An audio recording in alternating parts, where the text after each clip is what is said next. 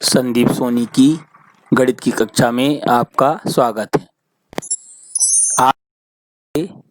आज हम करेंगे कक्षा 10वीं की प्रश्नावली 3.6 का प्रश्न क्रमांक पहले का दूसरा प्रश्न।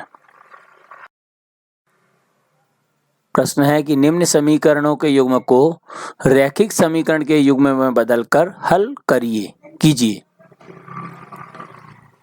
पहला समीकरण है 2/करनी x धन 3/करनी y बराबर 2। दूसरा समीकरण है 4/करनी x ऋण 9/करनी y बराबर ऋण 1। समीकरण नंबर 2। यहाँ पर हम मान लेंगे माना 1/करनी x बराबर a तथा 1/करनी y बराबर b। तो पहला समीकरण हो जाएगा 2a धन 3b बराबर 2। ये पहले समीकरण से हमें प्राप्त हो जाएगा, इसके हम नाम देंगे समीकरण नंबर 3। इसी प्रकार दूसरे के लिए होगा 4a ऋण 9b बराबर ऋण 1। इसको नाम हम देंगे समीकरण नंबर 4। समीकरण 3 और समीकरण 4 को हम विलोपन विधि से हल करेंगे। विलोपन विधि से हल करेंगे 2a धन 3b बराबर 2 समीकरण 3, 4a ऋण 9b बराबर ऋण 1 समीकरण नंबर 4। विलोपन विधि में हमें ज्ञात है कि किसी भी एक चर के गुणांकों को हमें बराबर बनाना पड़ता है, तो हम यहाँ पर a के गुणांकों को बराबर बनाएंगे। तो पहले तीसरे समीकरण में a का गुणांक है 2 और चौथे समीकरण में a का गुणांक है 4। तो 4 का गुणा हम समीकरण 3 में करेंगे, यानी समीकरण 3 में 4 का और समीकरण 4 में 2 का गुणा करने पर, तो गुणा करके हम लिखेंगे 4 का गुणा करेंगे हम समीकरण 3 में, तो 4 कोष्टक के अंदर 2a धन 3b बराबर 2 समीकरण नंबर 3। 2 का गुणा करेंगे 4 में चौथे समीकरण में, तो 2 गुणित 4a ऋण 9b बराबर ऋण 1। जब गुणा होगा 4 का अंदर तो इस प्रकार 8a धन 12b बराबर 8 आ जाएगा। समीकरण नंबर इसका हम 5 दे देंगे। फिर 2 का गुणा होगा चौथे समीकरण में, तो वो आएगा 8a ऋण 18b बराबर ऋण 2 समीकरण नंबर 6।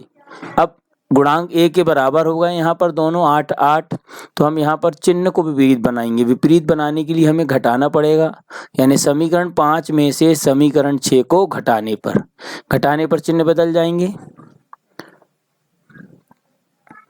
8 में से 8 घटाएंगे तो 0, 8a ऋण 8a बराबर 0। यहाँ पर दोनों धन में हो गए 12b और 18b जुड़ जाएंगे, माने धन 30b हो जाएगा बराबर यहाँ भी जुड़ जाएगा 8 और 2 10, 2 भी धन में हो गया है। अब b बराबर आएगा 10/30। 30 का पक्षांतर हमने कर लिया तो 10/30 होगा। 10 से 30 कट जाएगा, 10 एक कम 10 और 10 तिया 30 आ गया हमारे पास 1/3।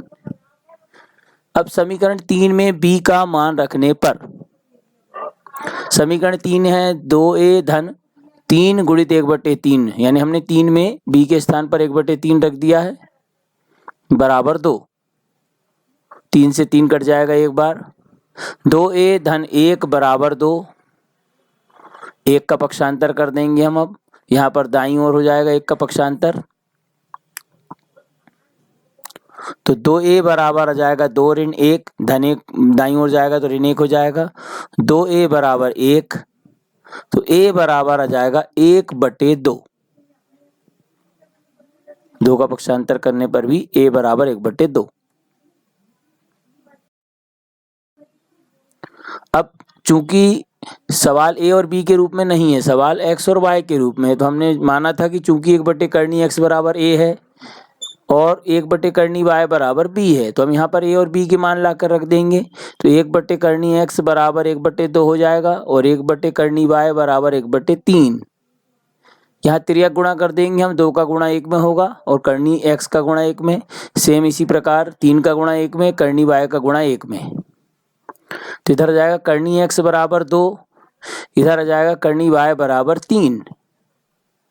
तो वर्ग यहाँ से वर्गमूल हटेगा बाईं ओर x के ऊपर से, तो y यानी 2 के ऊपर वर्ग आ जाएगा। वर्ग हटेगा एक पक्ष से जो दूसरे पक्ष में वर्ग लग हो जाएगा। इसी प्रकार यहाँ पर y बराबर हो जाएगा 3 का वर्ग, तो x बराबर 4 और y बराबर 9।